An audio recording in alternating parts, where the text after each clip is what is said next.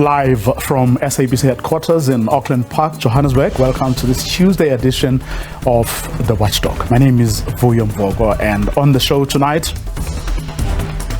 economic growth returns to pre-COVID levels. But what do these numbers that Stats SA released today actually mean?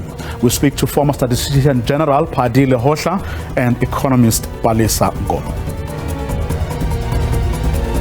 Public Protector Busua Mkhwebane attends to African Commission on Human and People's Rights. But can it save her? We speak to someone familiar with how the continental body actually works. We also bring you the latest around the president's farm saga and on the Guptas. All that and more in tonight's episode of The Watchdog, which starts right now.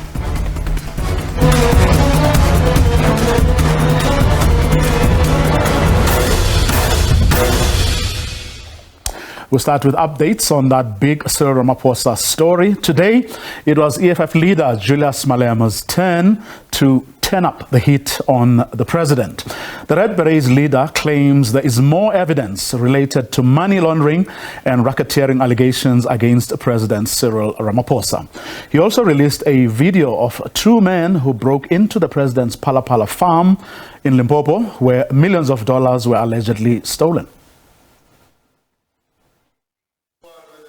President Ramaphosa's problems are far from over. The Palapala farm burglary has opened a can of worms for the president legally and politically. The EFF leader Julius Malema claims there are more incidents of the president being involved in allegations of money laundering, racketeering and illicit money flows. I want to warn the president because there is more. There is more. There is more where money is counted in the plane. There is more where money in dollars with faces of people is counted in the plane. Let them continue to push phrase. There is more that these people have been doing in this country, bringing money illegally, engaged in money laundering, in illicit financial flows without being held accountable. The EFF has also submitted questions to Parliament to which the President must respond within 10 working days. It includes questions on how much was stolen, in what currency, and if there are other places where the President has stored cash.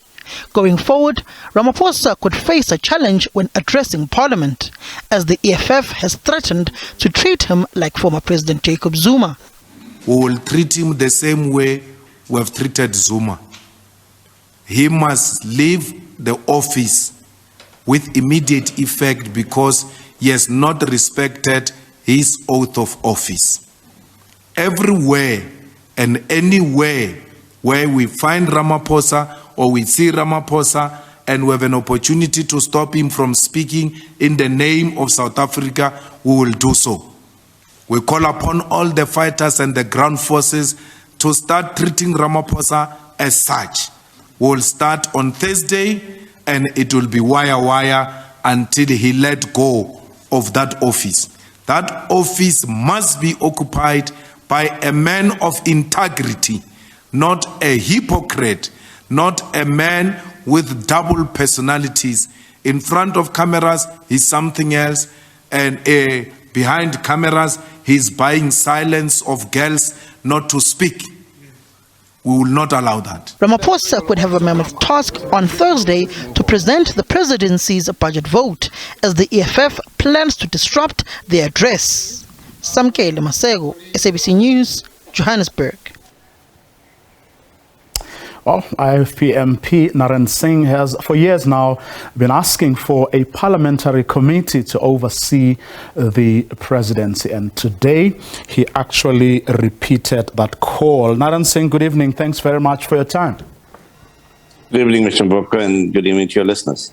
Well, I remember from like years back, it was you, it was also the former leader of the DA, Tony Leong, who have been consistently calling for a committee to actually oversee the work of the presidency so that on days or in moments like these, he can actually quickly be called in to explain himself, or at least a parliament also gets to, do its job. Yes, indeed. And Prince Buthelezi has also been at the forefront of that call, because whenever we debate what is known as Vote 1, the presidency, we need to know exactly what is happening within that budget. And the Director General of the department, together with the executive head, which is the president, needs to answer questions at a committee level. Now, for many, many years, there hasn't been a committee that oversees Vote 1, the presidency. We've got 43 other committees that oversee all the other votes in Parliament, which are funded by Treasury.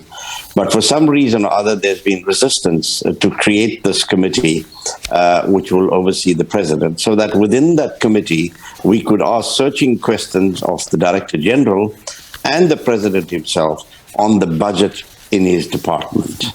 I know that one of the excuses has been that the president is not a member of parliament. Of course, that's no reason to stop anyone, or parliament in particular, from playing its oversight role.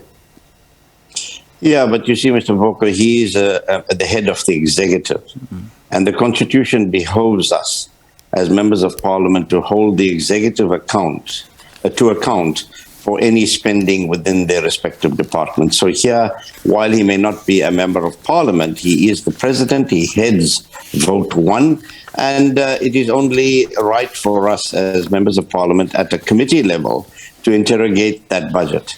Now, for many years, there's been this kind of avoidance, and when the budget debate starts on Thursday, I can expect many leaders of parties, including my own leader, Prince Mangosuthu Buthelezi, to say that, well, Mr. President, we have not had an opportunity to interrogate the budget of your department adequately. And the President would, I know, respond and say, well, it's not my responsibility to set up a committee to oversee my budget. It's a responsibility of Parliament. And the rules of Parliament must make that provision.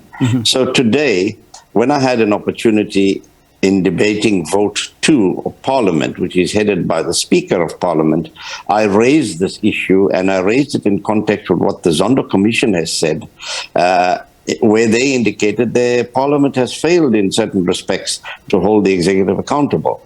And one of those areas, I believe, is this particular area of holding the President accountable. And Honourable Speaker, I said it's about time that you, as the chairperson of the Rules Committee, ensure that we have this committee in place sooner rather than later, as is prescribed in the Constitution. And I was very, very pleased that in her response to the debate, she actually said, well, Honourable Singh, we know that this matter has been raised for a number of years, and certainly we need to do something about it. So we look forward to a meeting of the Rules Committee where this committee can be constituted. Do you think she's genuinely warming up to the idea, or she was just being polite? No, I really believe in the Honourable Speaker, and I really think that she means what she said. And time will tell, but we're going to continue putting the pressure to ensure that this committee is established and constituted, and that it can get on with its work of interrogating Vote 1.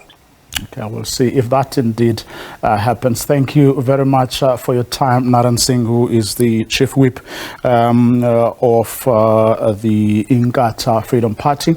As you heard there, for years now, he and his leader, but together with a couple of other political party leaders, have been calling, for a committee of parliament that is actually able to interrogate.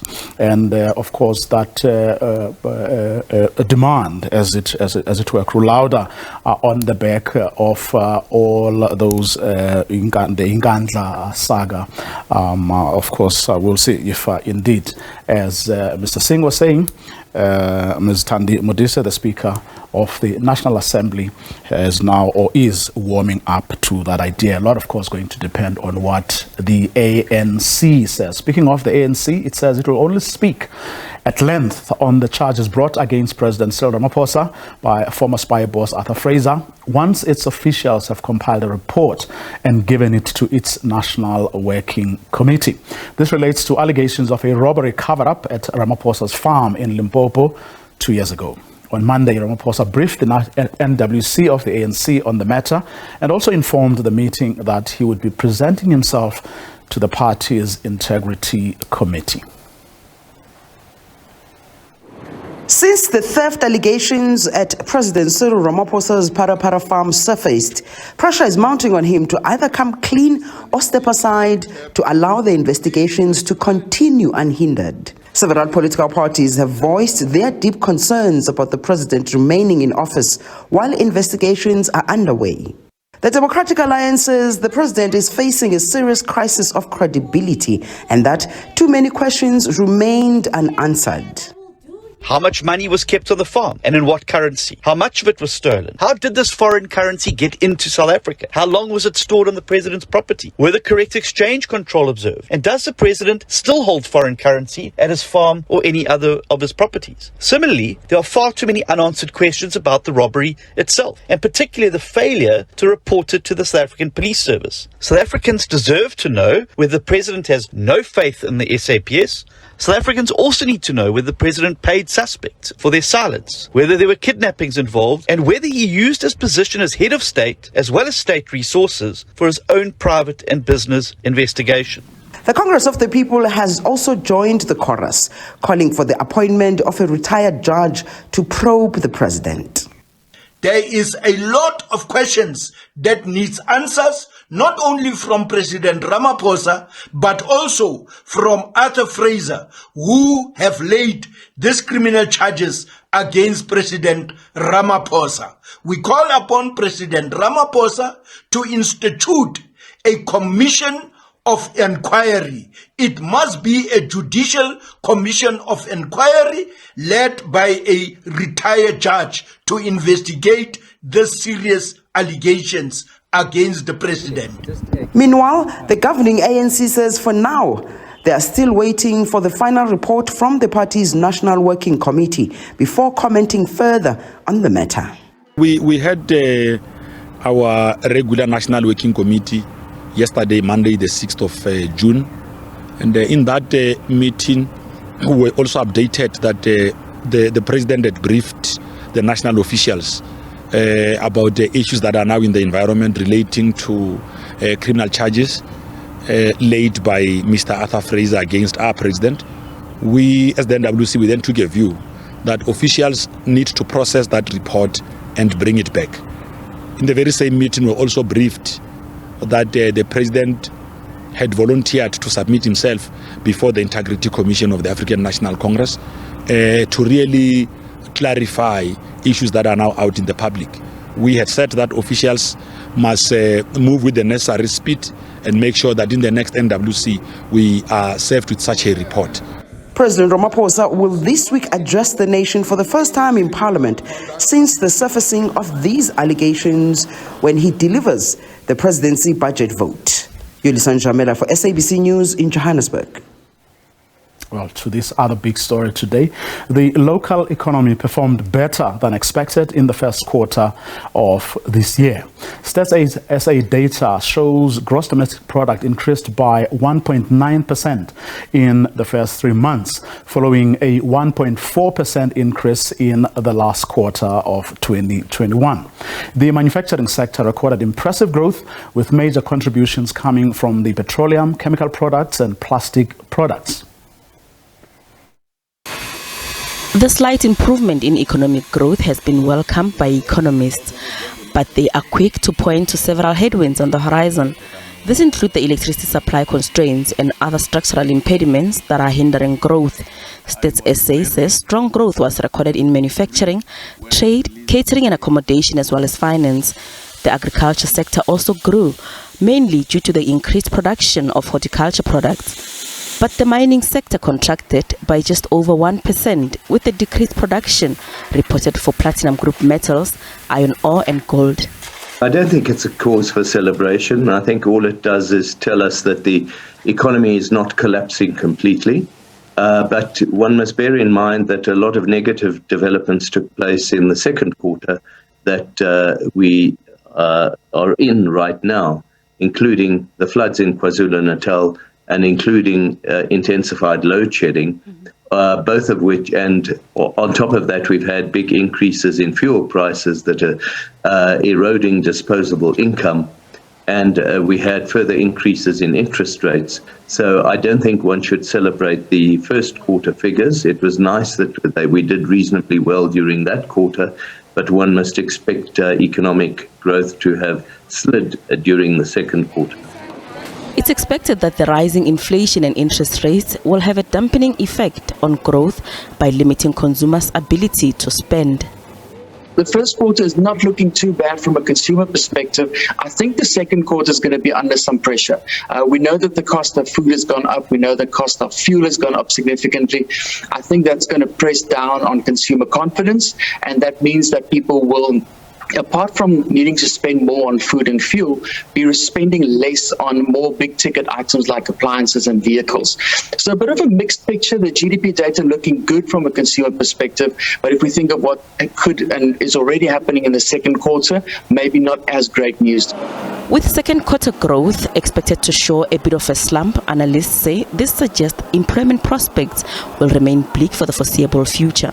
The recovery in the local economy is also expected to continue to be stifled by external factors like the effects of the Ukraine-Russia conflict as well as supply chain disruptions. Gloria Safakomusi, SABC News, Johannesburg. So, surprise, surprise, South Africa's economic growth returning to pre-COVID-19 pandemic levels in the first quarter of this year. Our gross domestic product increasing by 1.9% between January and March. But what does it all mean for a country so desperately in need of growth and jobs? To help us make sense of it all, please welcome regulars on the program, former Statistician General Padile Hotla and developmental economist Pelisa Ngomo. Good evening to both of you, and thank you so much for your time. Good evening, good evening, sir. How are you?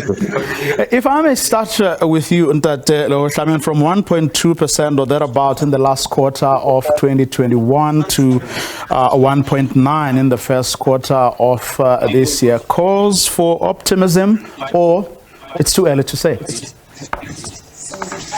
I guess it's very early to say. Of course, if you look at it year on year, it's 3% growth, but we know that in the first quarter of 2022, we are still in the middle of COVID.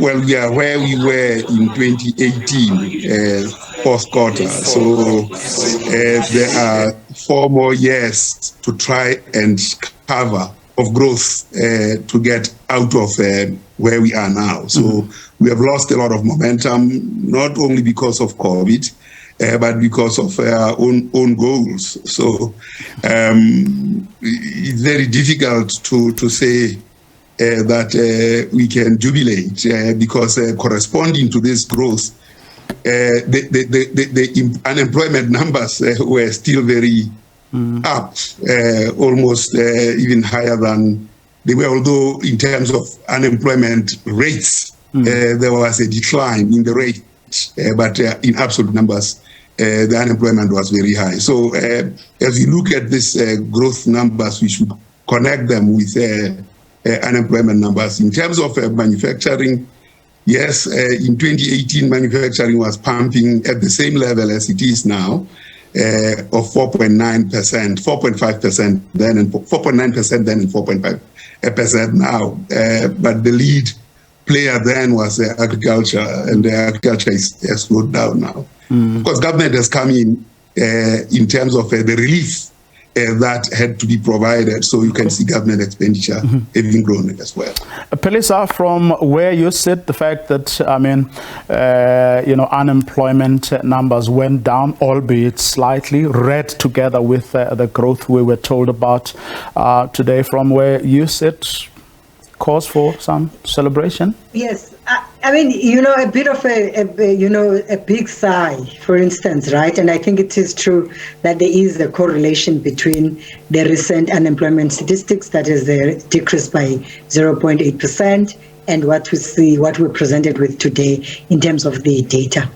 And I mean, I probably share similar skepticism as well with Ndati Party, because what it just signals that the economy has been opened and that South Africa is open for business, and that not everything else has collapsed. Of concern for me, by the way, interestingly, is the issue around the construction sector, which is really, construction sector is meant to be stimulated, in particular with the conversation we've been having in the last few days, is that turn South Africa into a construction site into short-term to a medium term, to make sure that there's at least money circulating. It means that government has not started spending its money, because government is going to be a stimulant in the construction sector, by the way.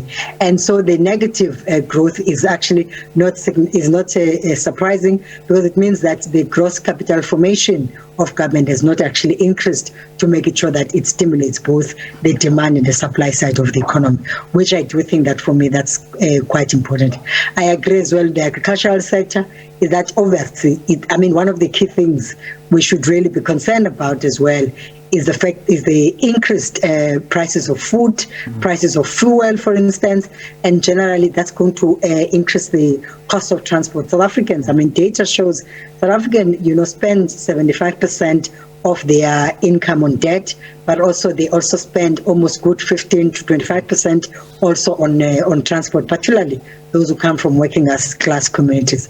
So we are going to be going through a very tough time as the economy. Hence, I'm actually saying it is minimal sigh in terms of what this data represents to South Africans today, because qualitatively we've not seen how it has been able to impact South Africans who are unemployed, who go to bed without food, and the people who are homeless. In every street corner, we find young people begging in every, robots.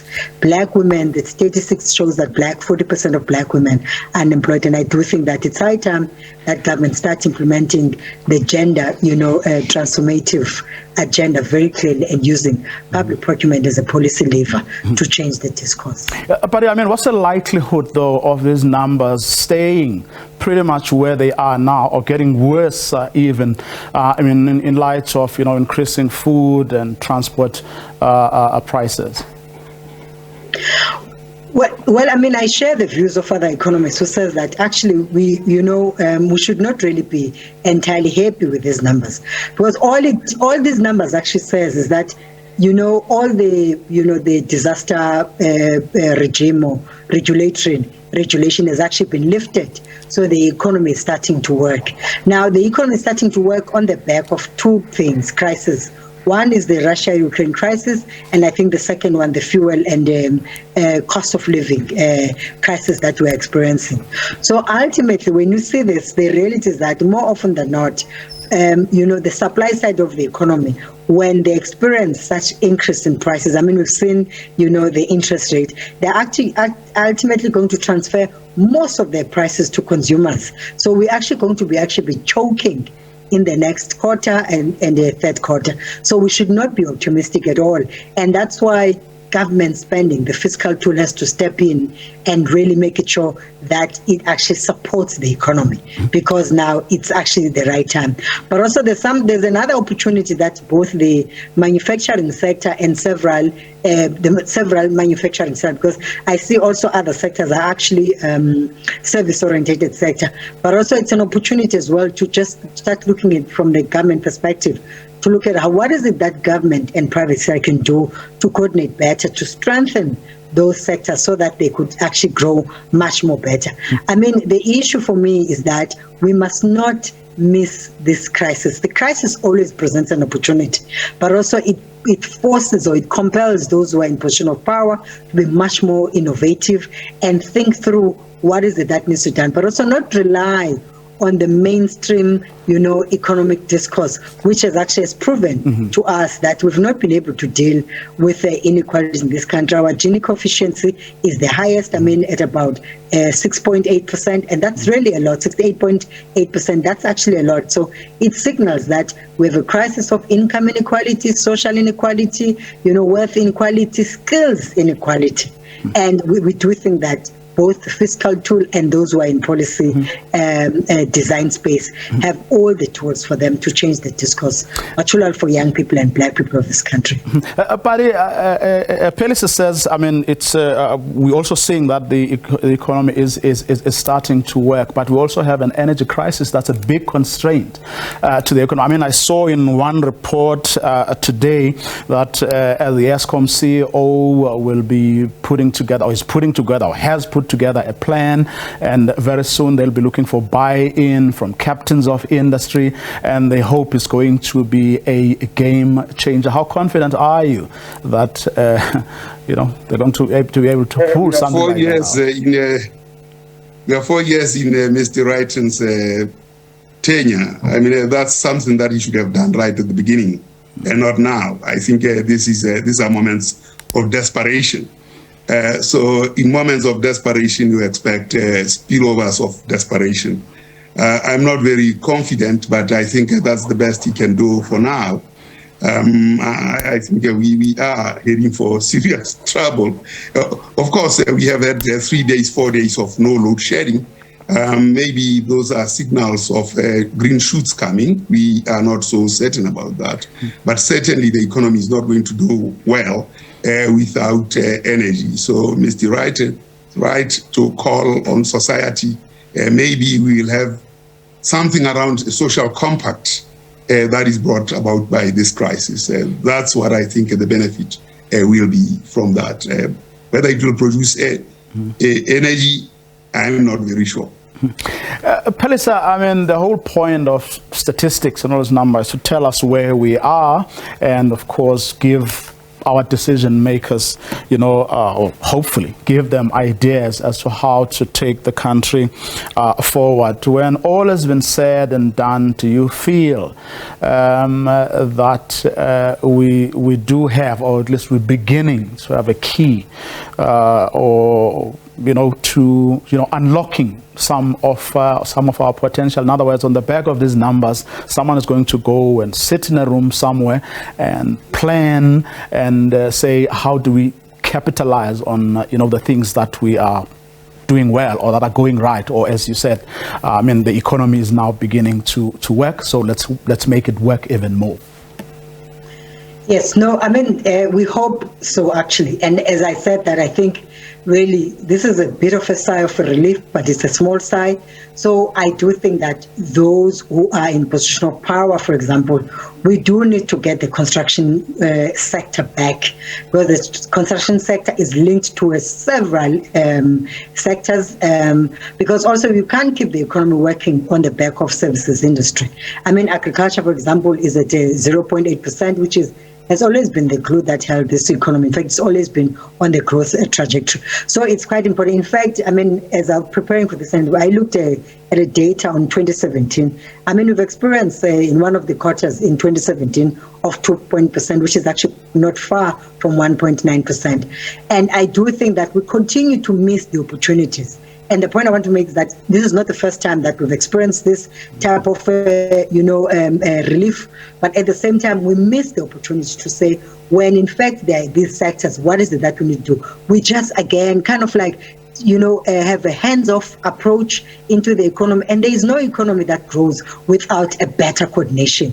I'm not saying that South Africa has perfect policies, but in fact, there are components of South African policies that in fact can really set the foundation going. So, I think in one of the recent interviews, I spoke about the fact that the structural transformation that we've been presented with is only at a policy level.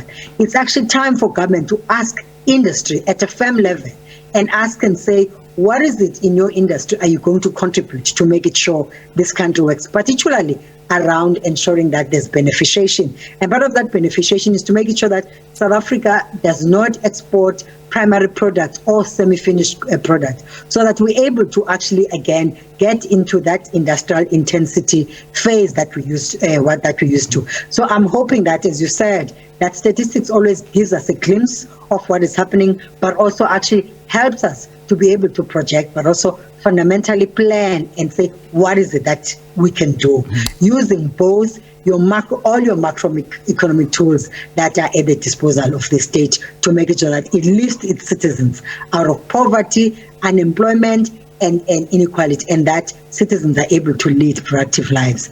Because, by the way, leading a productive life is such a restorative act, of humanity. So, in essence, if government is able to actually create opportunities for many South Africans, both small, medium enterprises as well, but as well as, employment for young people. Okay. Really, I think both the energy and the attitude of the citizen will completely change. But what does, past experience and history, tell us what, those in power are most likely to do? Do they have a history of, taking advantage of whatever positives we may get from statistics and build upon that? Well, unfortunately, the record says differently. They have never done so. For the last 24 quarters, if you look at fixed capital formation, it's negative on 16 quarters of those 24. And the last 2 or 3 have been very, very negative, of course, because of COVID. But if you also look at the GDP in the same vein, you see similar. So we cannot necessarily say now it's because of COVID or because of floods or because we have had periods when those things were not there and performance was just as bad. So there isn't any credibility in the system that it is capable of doing better. The last time we had shoots that were very promising was the years of Asgiza from 2003 to 2008. From then on, the image has been mixed, but from 2012, thereabout, the last 24 quarters have really admittedly been miserable. Now, if you look at the mess in the political terrain, which actually should bring some, which basically is the platform where confidence may be built, it augurs no confidence in terms of the country. Okay. I mean, it's fights all over. So I do not know. You have to have the wisdom of Samuel or the Bible Solomon to Solomon to be in this kind of space. Okay, that's what we need. That's why we're going to leave it for this evening. Special thanks to both of you, Padilo Wehla, former Statistician General, and developmental economist Peli Sangomo. After the break, Public Protector Busisiwe Mkhwebane turns to the African Commission on Human and People's Rights. What are your prospects?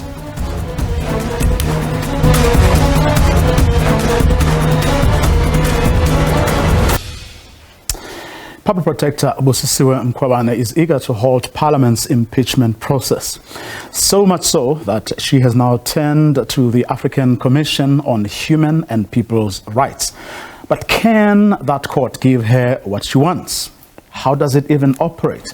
Well, Advocate Pensi Tlakula is the Commission's former chairperson. She joins us on the line. Good evening, Advocate. Thanks very much for your time.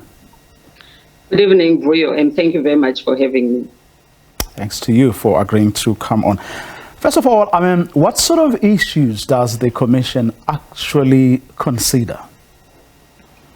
The Commission considers complaints of violations of the rights in the African Charter on Human and People's Rights. It is not a court of law. It is a commission like the South African Human Rights Commission. It makes recommendations. It can even refer complaints to the African Court on Human and People's Rights.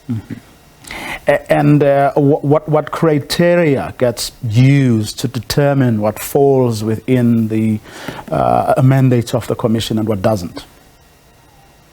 You see, it uses a 3-stage process. First, it gets seized with the complaint, which is just an administrative process of receiving the complaint. After that, it looks at the second stage, which is admissibility.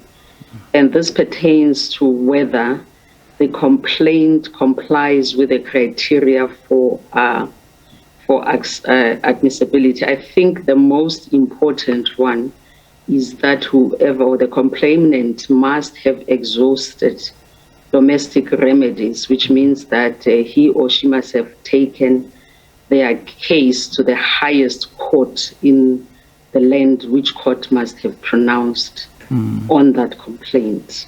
And of course, there are other criteria like whether the complaint is before another international body, whether it's written in a respectful manner, which means it's not disparaging or using insultive language, and whether indeed it pertains to violations of one of the rights in the Charter.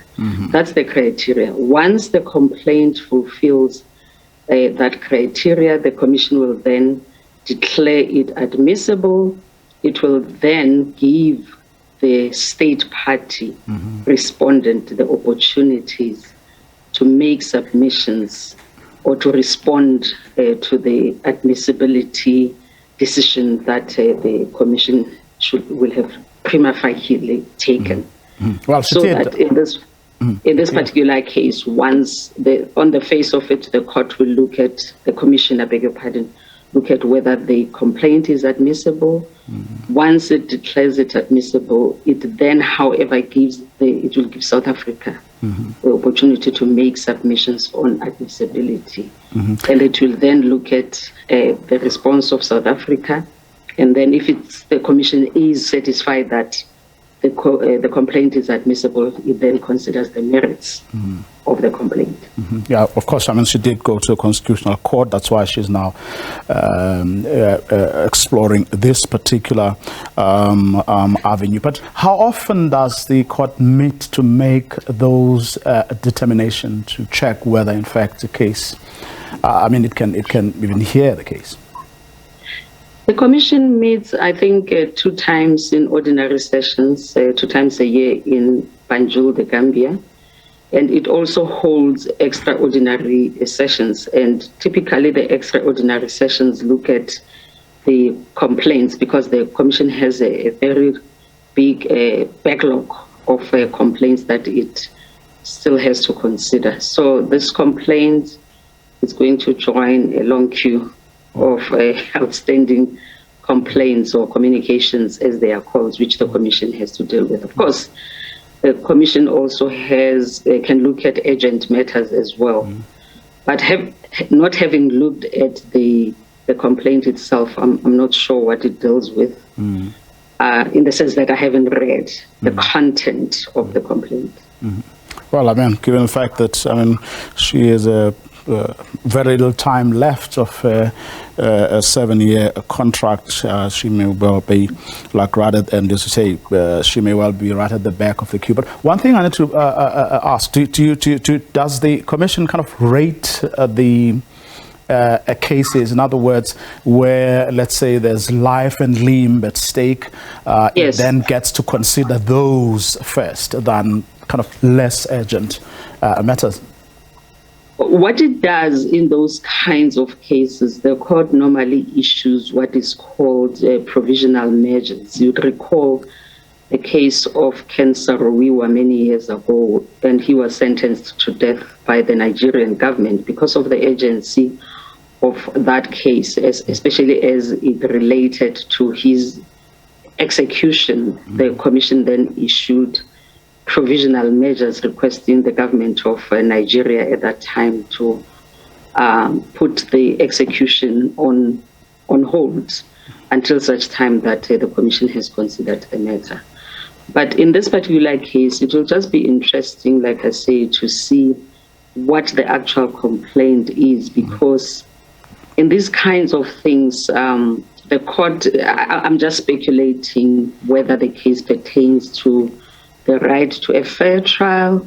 I don't know. For instance, if the complaint pertains to the independence of the judiciary, then it will fall within the realm of the right to a fair trial. And the Commission has interpreted the right to a fair trial quite expansively to also include issues of the independence of the judiciary. Okay, we'll see how it all pans out. As you say, Advocate, we are none the wiser about what this particular case involved and what the issues are that she is raising. Let me thank you very much for your time, Advocate Pensi Tlakula, who is, of course, the former chairperson of that commission that the Public Protector Buswe Mkhwebane has now turned to. In August 2013, the Gupta family launched their TV station ANN7, and Rajesh Sundaram was one of the editors tasked with getting it off the ground.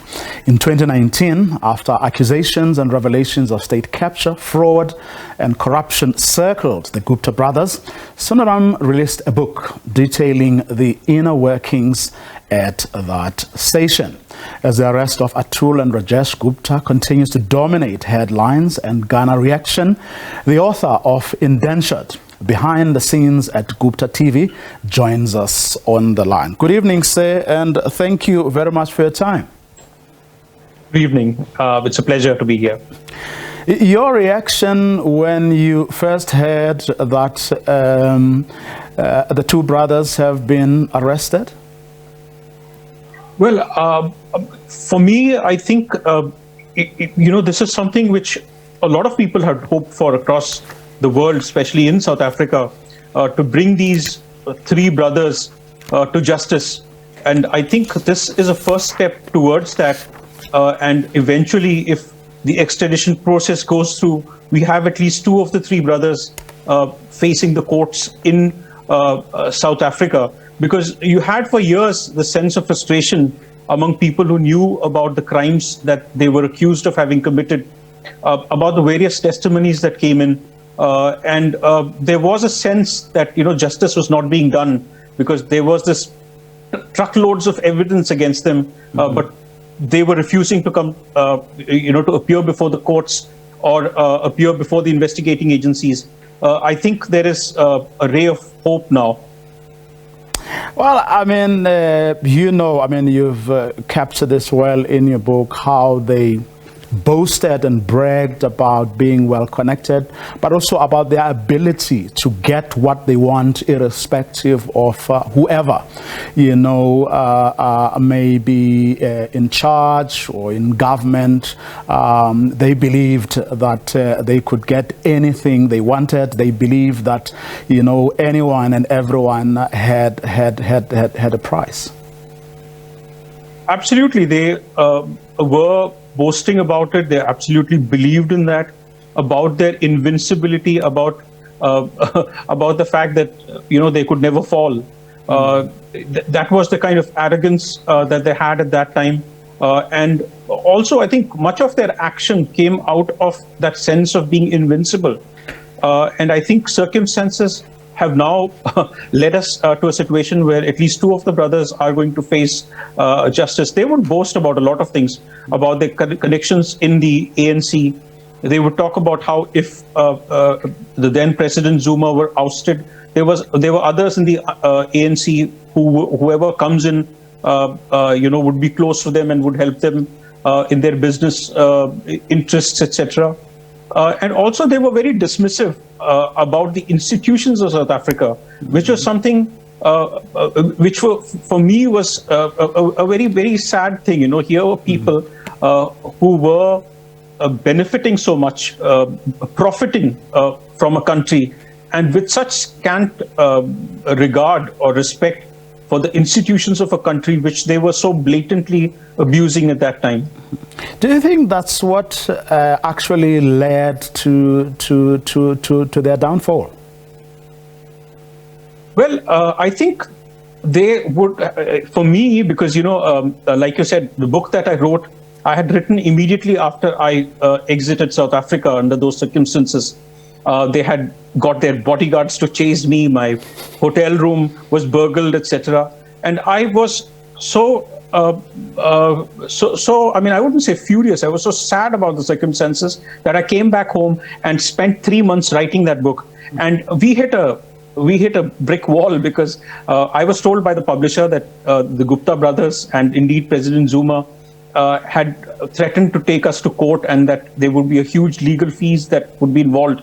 And we had to actually wait for 3 years before the book was released. So such was the clout of those people there. And yeah, given the circumstances, I think most of that sense they had of being, that they could never fail, that the impunity with which they were operating, I think all of that has come undone now. Well, I want to tell you about my drama the day after I left the New Age. But have you met anyone since who has been in touch with them recently? Well, I have been in touch with my former colleagues there, and they've all settled in different parts of the world. Many of them are in Istanbul at a television station, some of them back in India at various television stations. None of them actually remembers, has told me about meeting them or having any contact with them. But I'm told that they have a close band of loyalists that they've taken with them wherever they go. They are in Eastern Europe, with them in the various businesses that they've established there. So that is what one hears. And they do come to India sometimes, and they have this very brazen way of wanting to attract the attention here, throw their weight around, talk about their political clout. I remember there was this a religious gathering here where we have millions of people who come on the banks of a river. So even when there are those kind of events, they would come and throw their weight, show that the kind of privileges that they have, want to park their car wherever they want to break the rule. And if there are any policemen who go and tell them they can't do it, they would tell them, talk to your boss. He's a good friend of mine. So that brash arrogance which was there has not gone. I mean, they were in India, they were trying to do a lot of business here, and the same sense of arrogance that they had in South Africa, even being fugitives, they had that same arrogance. They thought that they would never get caught. They thought that they would never have to face justice. And they thought wrong, I think, given the circumstances. Do you know if outside of South Africa and India, they were able to come even close to doing some of the things that they did here?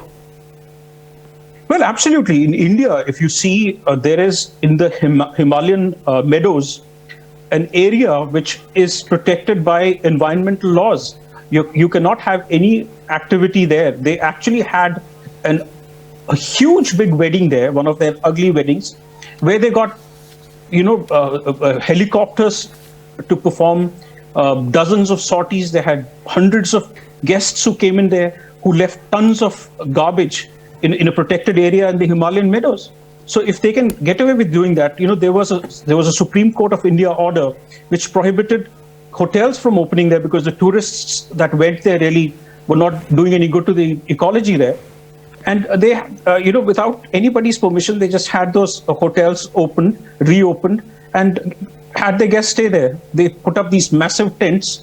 So that shows you the kind of arrogance that they had. And I'm talking about just about a year or so ago, or a little more than that. So they were doing all of this. They were doing it in India. They were having press conferences here. They knew that they were fugitives of another country. They knew that they were wanted criminals, and yet they were walking around in India, meeting journalists at hotels in Delhi, throwing their weight around at religious functions, etc. But they would have been able to do those types of things in a place like the United Arab Emirates, for example. Well, I have not read anywhere or done that, but I think that really is the case because, wherever people or institutions or politicians respect them for maybe other things, but for their money, they think they have the privileges there. But where there is a rule of law and where they are expected to, to come and stay there or do business there, follow certain rules, they readily agree. So I guess for them, they think they can buy politicians in India, they can buy bureaucrats and policemen here and do what they want. That may be true for other countries as well, but I have not really read them doing any of that in the UAE. But did any of the threats that they made, in your case that is, ever come to fruition, that we're going to have a go at you, you're going to pay for this? Did any of that ever happen? Fortunately not, because, after I came back, they even threatened me with a legal notice. They sent me a legal notice saying that they would take me to court if I wrote a book or if I spoke to the media. And I wrote them back because, one, I didn't really care. And at that time, I was too angry with what had happened. And they never really got back to me. It's like those bullies in school, if you stand up to them, they don't come after you. But they would want to put a fear in your mind and want you to just keep quiet and shut down. If you choose to throw a rock back at them, they don't have the guts to come back. So I would say they are like schoolyard bullies, these brothers. And that's where we're going to leave it. Thank you so much for your time, Rajesh Sundaram, who is, of course, the author of the book Indentured, Behind the Scenes at Gupta TV. And that's our show for this evening. To join us again tomorrow night, same time. Have a great one.